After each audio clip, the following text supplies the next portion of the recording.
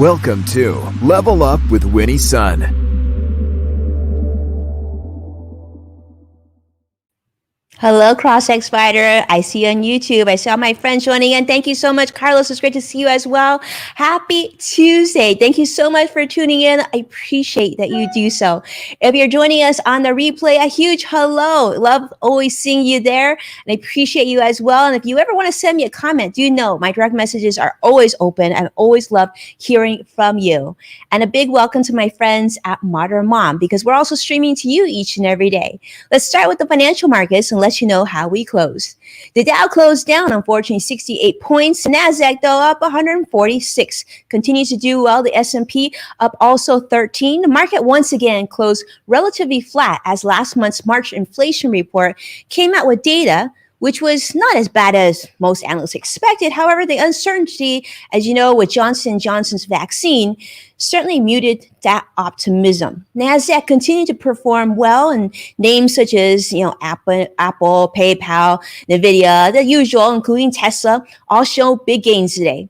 As vaccine continued to be distributed across the United States, one change has been pivotal this week, and that is more than 24 states have actually stopped distributing the Johnson & Johnson vaccine.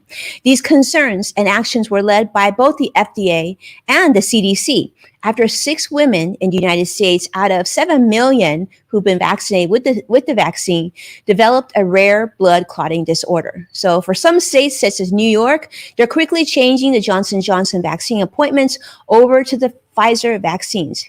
However, Janet Woodcock, the acting FDA commissioner, did say that the halt could be just for a few days, and vaccine concerns certainly could impact companies that improve when things are back to normal. And so we're also seeing travel stocks such as Alaska, American Airlines, actually, and rental car companies as well show weakness today. On other news, sustainability becomes a significant part of Nike's business model, Move to Zero initiative. If you haven't seen this yet, definitely check it out. It's on Nike's website. In 2021, the push continued with the brand's first circular supply chain business model called Nike Refurbished. So you might be wondering what this is. Well, the sportswear giant announced that they're also going to be partnering with rideshare companies like Lyft on new eco-friendly bike stations.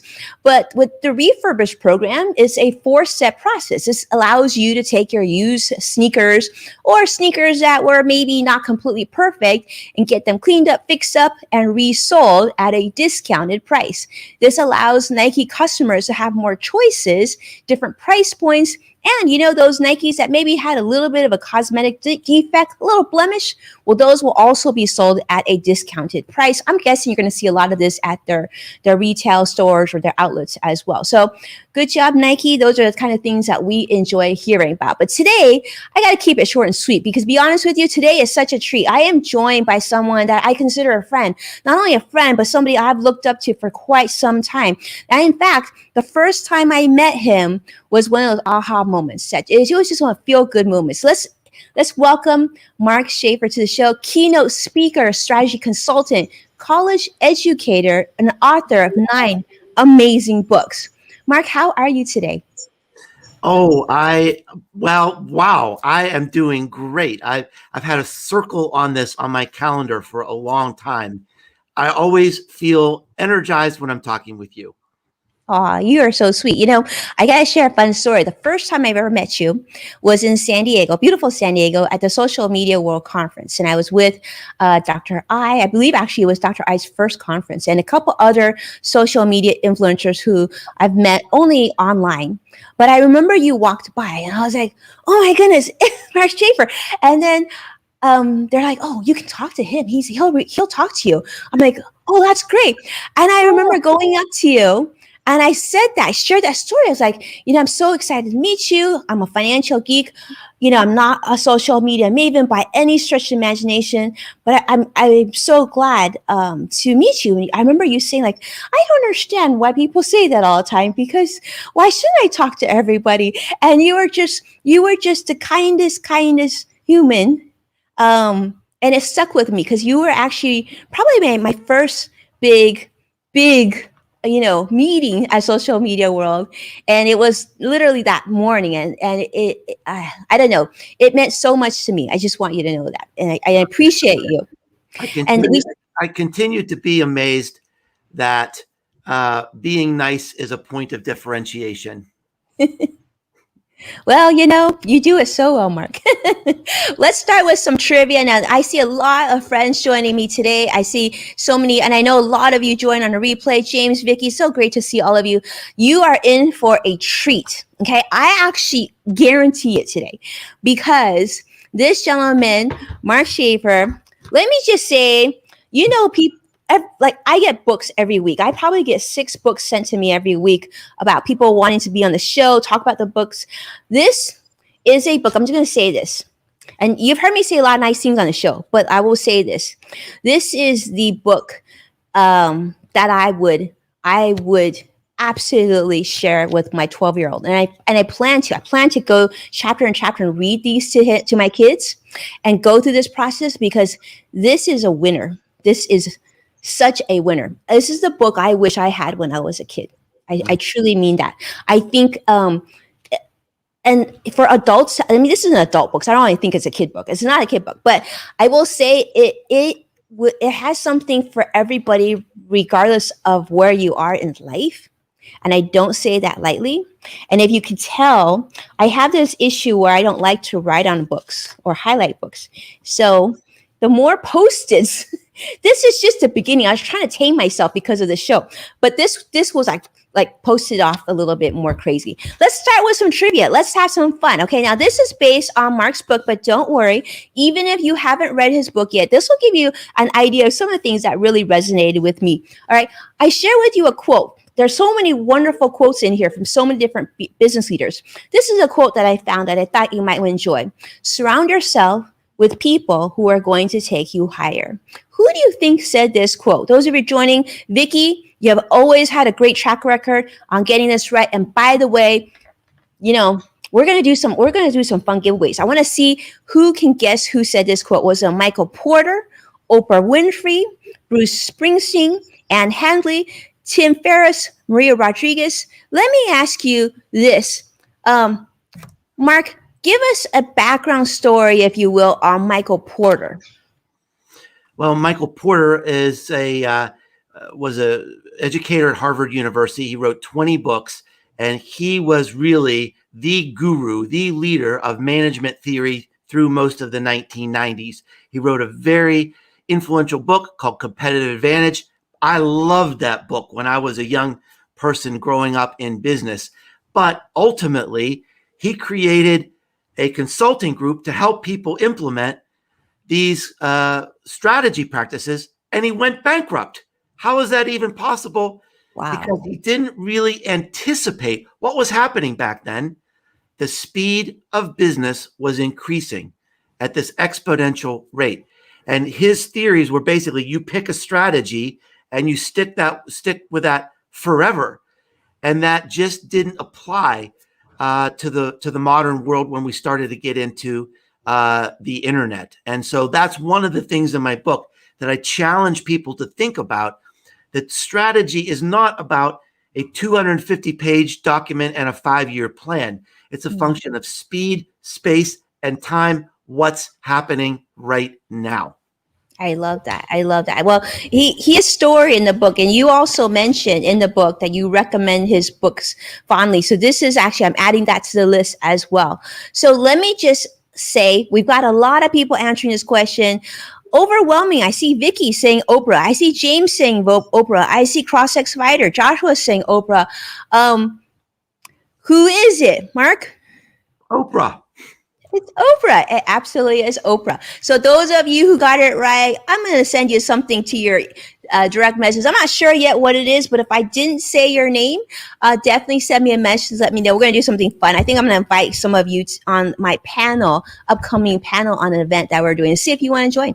All right. Next question is going to be a fun one. Now, this is actually, let me say, this is from the book too. And this is trivia, and this is good stuff. How much bacon do Americans eat per year? Very important question. Is it 101 pounds? Is it 2,021 pounds? It's like, that's a lot of pounds. Is it 18 pounds? Is it 7 pounds? Is it 136 pounds? Or is it 47 pounds? I'm going to let you guess. How much bacon does the average American eat per year? Mark, why are we talking about bacon? Well, in the book, Cumulative Advantage, I talk about this pattern of momentum.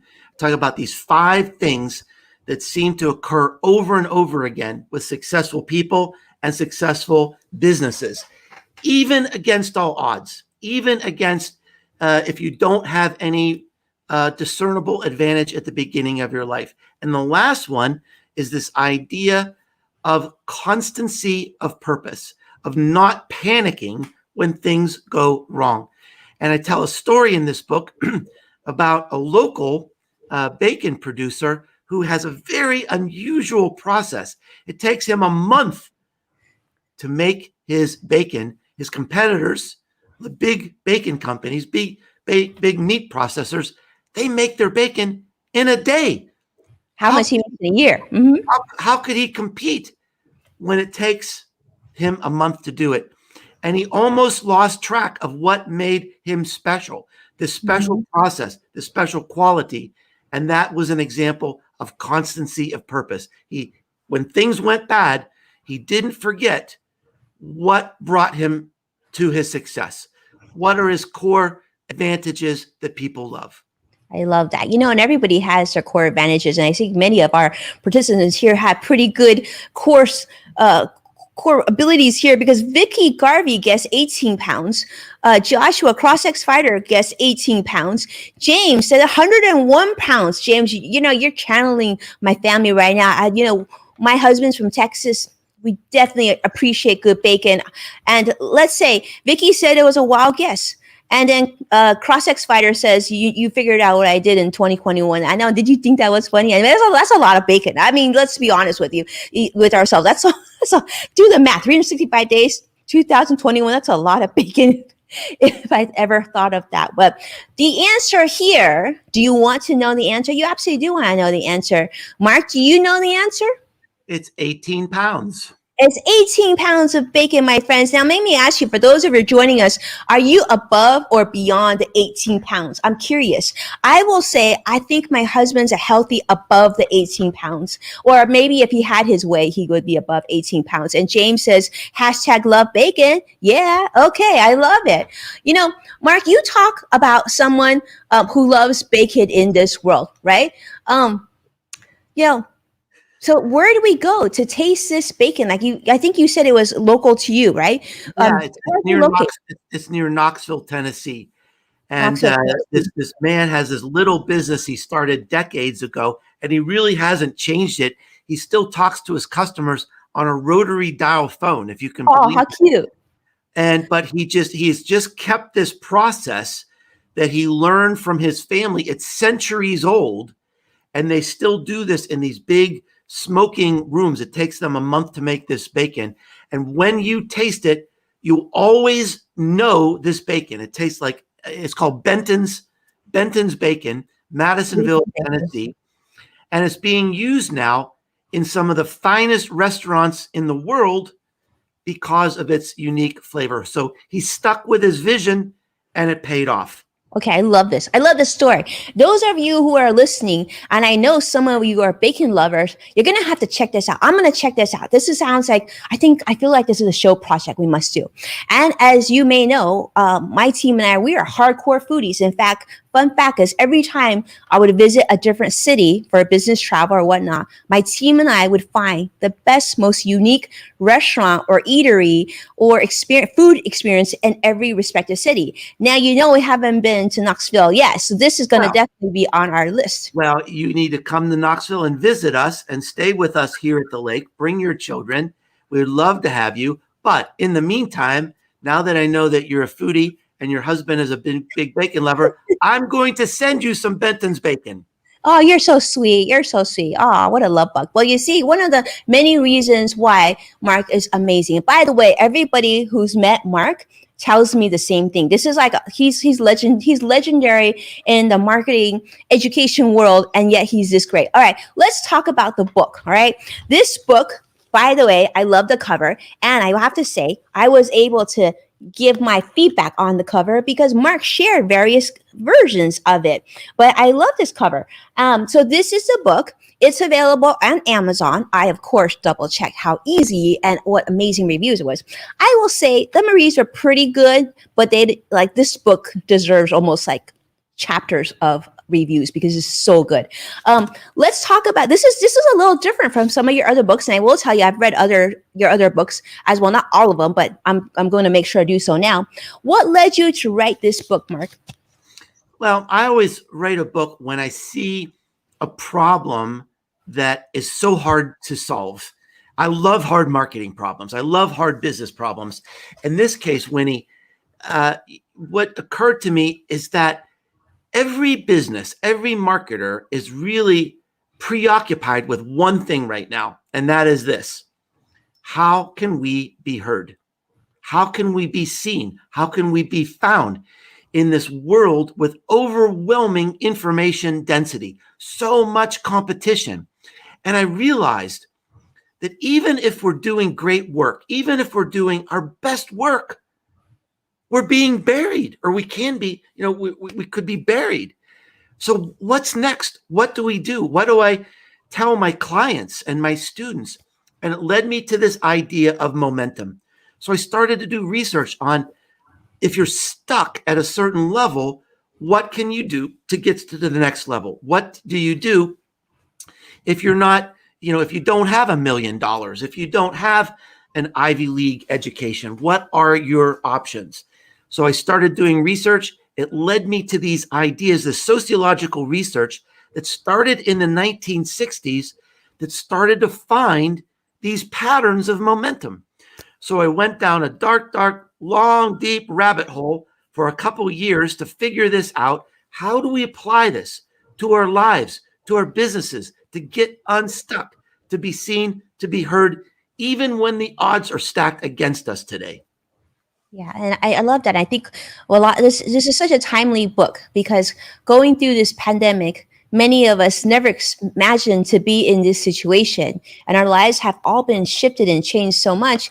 We know that a lot of Americans are unemployed or at the brink of, or trying to pivot and find more of that work-life balance that they crave, or trying to find their real purpose and to be able to reach their full potential. And I think the book is really inspiring, Mark, because it doesn't tell you what you need to do. It tells you stories. It shows what didn't work and what interesting. And what's really interesting is some of the lessons are from like complete serendipity stories. Like, wow, this just sort of happened, and this thing sort of happened, and some people had an advantage and some people didn't, and this person didn't have an advantage, but maybe she did have an advantage because she struggled and she realized that her ability was to make someone's life a little bit easier. Let's start with this. What's the story behind your interest in Tim Ferriss? I need to know this. I'm reading this book and I'm so curious. What's the deal? Okay, so the book starts by saying, Tim Ferriss knows Oprah. I do not. This is the story of why. And that makes a big deal to understand why Tim Ferriss knows Oprah and why I don't. So Tim Ferriss is a very famous New York Times bestselling author. He's so successful. Everything he touches turns to gold right now. And he knows Oprah, which is like the top of the food chain, right? Yes, now, he's awesome. When I was working on this book, I was interested in finding examples of people who sort of started out with nothing and became something, because I'm looking for these patterns. I'm trying to show examples of how this research that I found really applies in real life.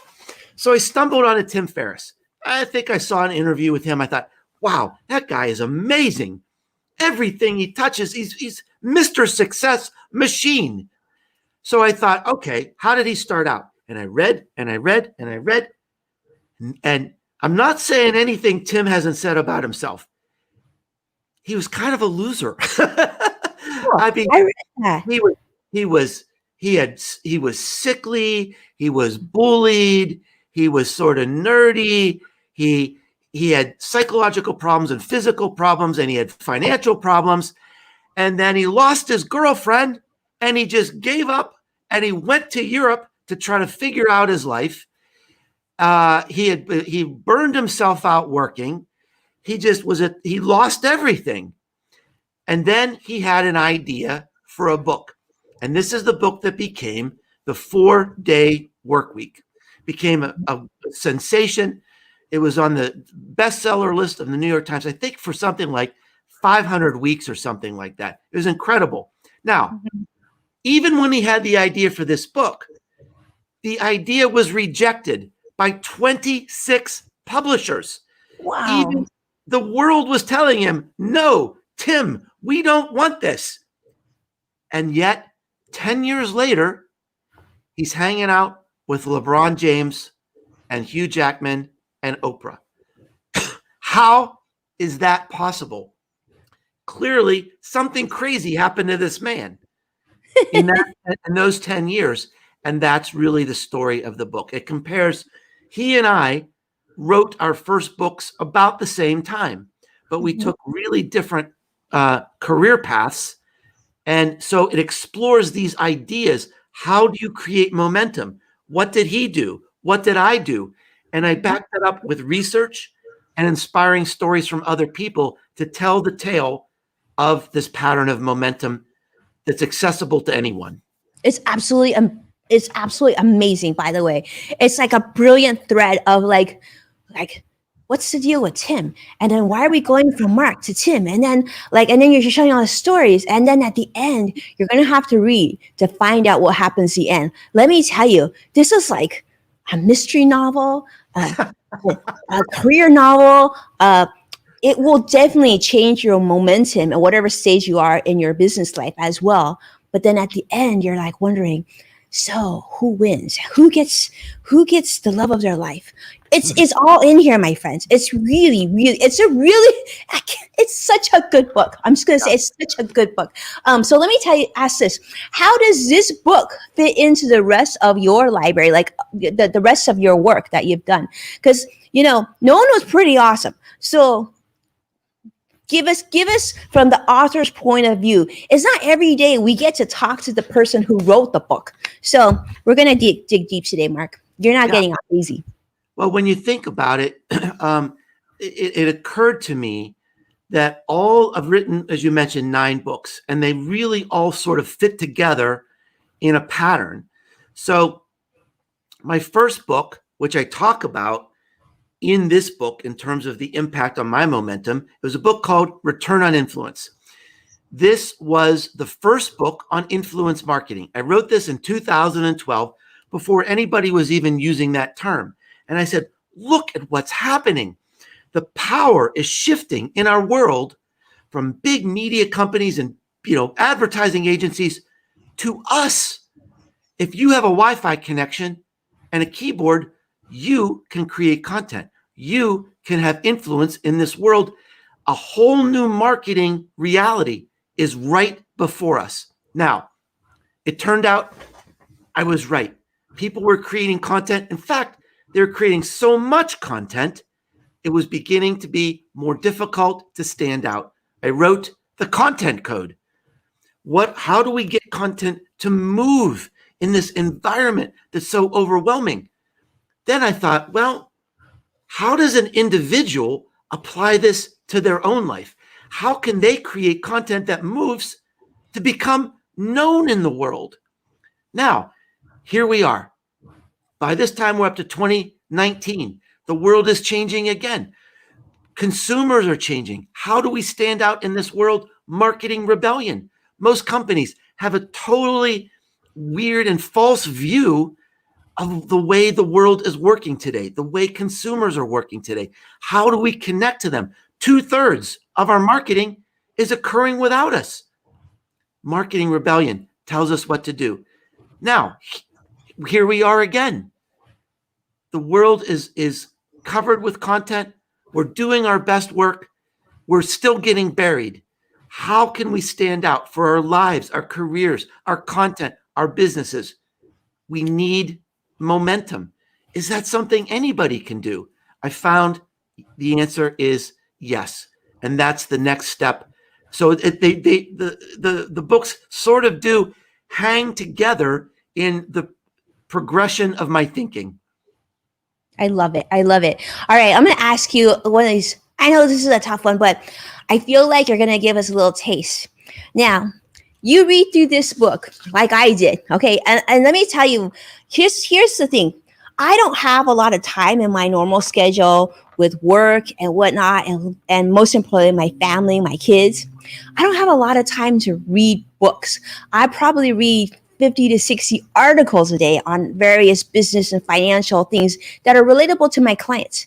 And then when there's a good book, I tend to want to read it 3 times because I feel like something, you'll read it first time, right? I like to speed read the first time and then go through certain sections that I really want to delve deeper. And then what I like to do is revisit the book after about a year because it refreshes. It gives you more things that you didn't think of with the first time that you went through it.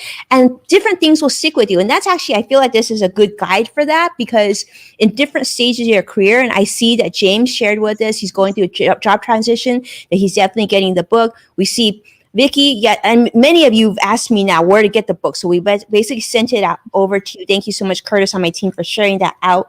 What I love about this too is that in the back, he actually has a great table of contents. So when there's a story or a scenario, because you're going to remember the story or the company or the people that were part of that story, but you may not remember exactly his titles. And so this is really, really helpful, Mark. Thank you so much for doing that for me and everybody else who's watching us. I want to ask you about this because I love the term. And I think those of you who are watching, you might find this interesting. Mark, talk to me about lumpy mail. What's lumpy mail? Lumpy mail. Well, one of the things I talk about in the book that I think is it's one of the most important parts of the book. And I saw James, for example, is going to be looking for a new job. And you have to find a way to stand out and maybe find a mentor. Now, one of the things I do in my book is I challenge people to reimagine what it means to be your mentor or to have a mentor. The traditional idea is a long-term relationship with someone who teaches you. And my view is if you need to learn something, you really don't need a mentor. You need YouTube. You can learn almost anything on YouTube. But what a mentor can do is open new doors, create new opportunities, make introductions at that next level that can help get you there. Now, here's the thing about busy people and successful people. We don't want another full-time unpaid job. We don't want a long-term relationship where we're obligated to teach people. However, we will come alongside you at your point of need. And one of the ideas I talk about here is from a friend of mine named Matthew Sweezy about his strategy of attracting these mentors. And what he does is he studies people that he really admires, people that he aspires to be. He learns everything he can about them. And then he thinks about what are the questions these people are dying to be asked.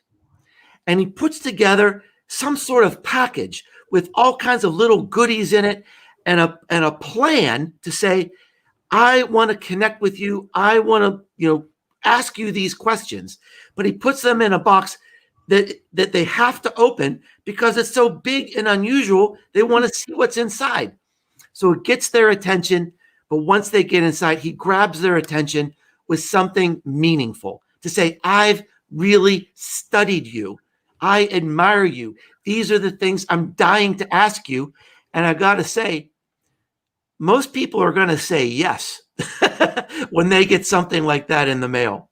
Absolutely. I love this. And the reason I might bring this up too is like I think sometimes we forget the simple things, the easy things, which are some of the most important things when starting a business or looking for that new job or looking for that new opportunity. And this resonated with me because when I was 19 years old, I started my first, what people would call successful business. I sold that business when I was 24. I started a television audience production company. I was 19 years old. I looked like probably I was 14 because I'm Asian, right? Looked even younger.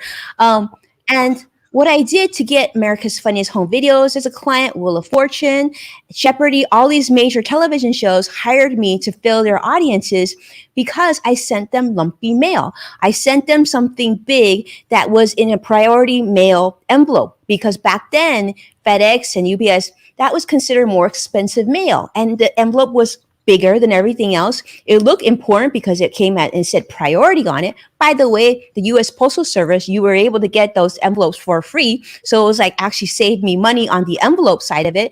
But then I made sure that what was in it looked like someone who had way more money than I did. But fortunately, the experience I got from high school journalism taught me how to design things that look good. And I signed client after client after client. And then by the time I was 24 years old, we were the second largest television audience production company in Los Angeles, which is then in the United States, because that's where all the TV shows are filming. And I sold the business, Joy Smith Barney. But people always ask me, I said, it's always those little things, right? That you just have to think differently. And the investment of lumpy mail makes so much sense. I got to tell you, WeWork this week sent me this huge unicorn out of nowhere. Is a piñata unicorn. You may have seen it on the show last week. But lumpy mail still works. It really does. And I had no idea that we'd be having this great discussion and you would be the icon of lumpy mail. Did not expect that. I know. I should be like Wealth Whisperer, aka Lumpy Mail You're the advocate. lumpy mail whisperer. Thank you for sharing that. Such an impressive story.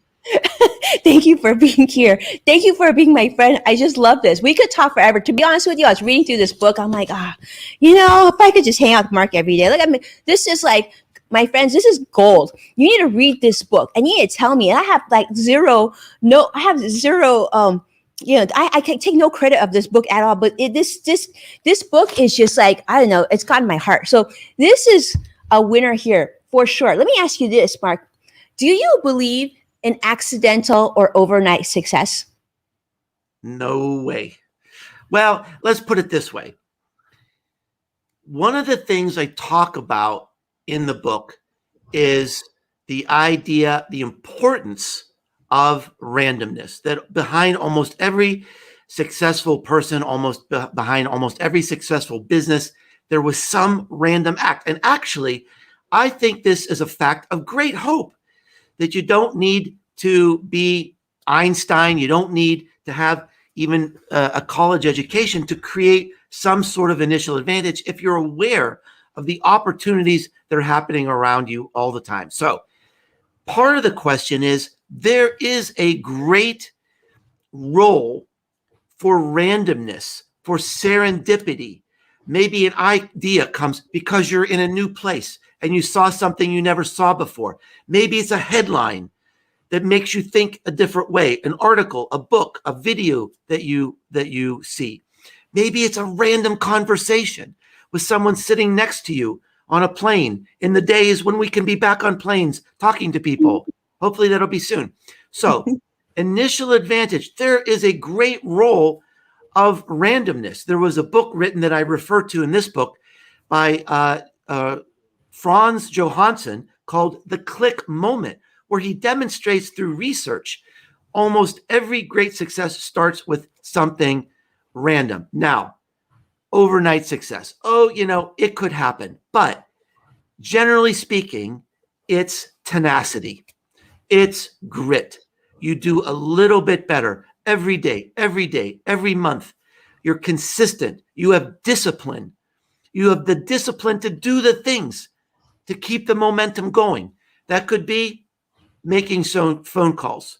That could be hiring the right people. That could be writing blog posts every day. Whatever that discipline requires to keep that momentum going, you just do better day by day, month by month, and that eventually builds momentum. I love that. I love that. I couldn't agree with you more. It's like building like Lego walls, like brick by brick. And Yeah. even when you think it's time to take a break, you get yourself back up and you start again and you keep on building. And maybe your building will look a little different tomorrow, but that same activity and that drive and that optimism is what's in this book that I think is critical. When you read example after example, there was correlations between each story, even though they're so uniquely different. Let me ask you this, Mark. What did you learn personally from this research? Because this is a lot of research. I can't even imagine how much time it took to do this. Um, did you learn anything differently? I'm sure you must have. You know I did. And anybody that makes it to chapter 10 will know what I learned from this book, because when you get to the end of the book, there's a big surprise. I do something that I've never really done before. I like that one. You read the book, you read the book, you read the book, you're getting it, you're understanding it, you're learning it. And then in the last chapter, I talk about, well, look, learning all this and really absorbing myself, immersing myself in all this research had a powerful impact on me. And the thing that I realized, Winnie, is that every business book and every self-help book, by definition, is elitist. Now, that might sound weird, but there's an assumption that everybody has the money to buy the book. There's an assumption that everybody has the time to read the book, that they have the resources around them available to take action, to make change, to implement new ideas in the book. And not everybody has that opportunity. And it made me angry that I couldn't write a book that truly was for everyone. And I started thinking about, now that we know how momentum works, here's something I guarantee. When you read this book, you'll never see the world the same. You'll start seeing these patterns everywhere. And I can't see the world the same way. Cumulative advantage. It's either working for you or working against you. And in the book, I teach how to make it work for you. But there's some people in our society, they don't have cumulative advantage. They have cumulative disadvantage. We're all riding the crest of a wave that started a long time ago. And some of us are riding big, powerful waves like Bill Gates. And some of us are riding blue collar waves. We've got to fight a little harder to build that momentum. And some of us are being pulled down by an undertow. It's hard to get our heads above water to start anything.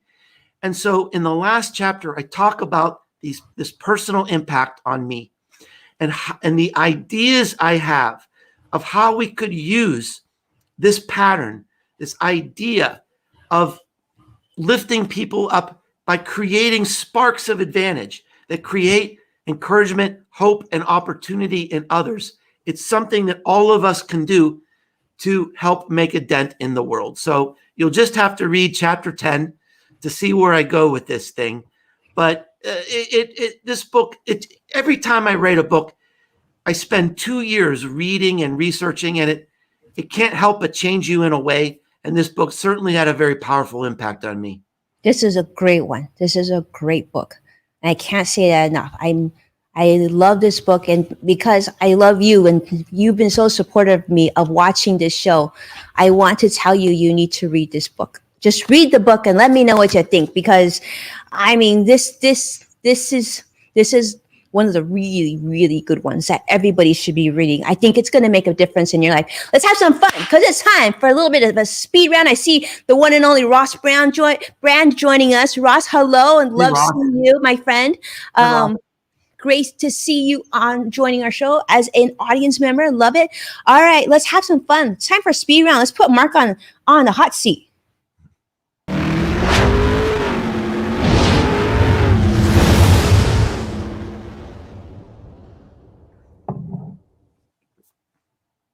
All right, my friend. Let me just say that I think you might like this.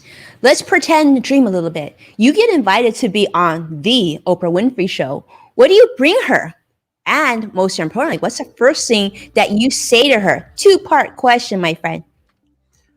Number one, what do you give someone who has everything? I would give her something from my heart. I would create a watercolor painting for her. I'm beginning to do watercolor paintings. I would find out something that's special to her, a place or a thing or a flower, and I would try to create a watercolor painting just for her, something out of my heart. What I would say to her is the subtitle of my Marketing Rebellion book is The Most Human Company Wins. Also, the most human podcast, the most human live stream. That would be you, Winnie. And Aw. I would say to her, Oprah, you're probably the most human. And that's Aw. why you win. And that's why the world reveres you and needs you because we need more of that in our world. The most human. Oh my goodness, Oprah, if you're listening, if someone's watching this and you have a connection to Oprah, you need Yeah. to share what Mark just said. You're the Yeah. most human, and therefore you win. And that's why we love you, and that's why I appreciate you. Please have Mark on your show. I think you're gonna be so glad that you got a chance to meet him. All right, Mark, I love this. Second question. And this was honestly kind of selfish on my part, but I want to do a little research on my part. You've shared wisdom with so many people of all walks of life. Yeah. If you could think back to your 12-year-old self, what do you wish you had learned or taken a class in that might have had a profound effect on your future self? Oh, wow. One of the things I talk about in the book is that it's so important for children to know that they're valued and they know that they're worthy. And it would have to be something about, when I was a little kid, I had a lot of self-doubt. I had a lot of, let's just say, a lot of dysfunctional family issues when I was growing up. And I really needed to hear, I would tell my 12-year-old self, you're worthy, you're valued. So if I could teach myself somehow back then, it would have saved me a lot of time. Who knows where I'd be today if I knew that lesson back then. And so, it's something that I think we can apply today too, is to look at every opportunity when we interact with people to tell them that we value them, tell them that they're worthy. Think of the people who are our heroes right now in this pandemic. It's the people stocking shelves, the people driving trucks, the people who are giving us shots. We need to tell them they're our heroes, that they are so valued and they are so worthy because, these are the people who are not always valued in our society. We need to take that opportunity to tell them what we all need to hear at some point. So I encourage you all to do that every chance you have. I love that because, words matter so much. And so it could be someone you're doing a live chat with for customer service or whatnot. You might not be able to send them lumpy mail or do something beyond, but your words will matter and you can make someone have a much better day if they weren't having a great day up until they met you.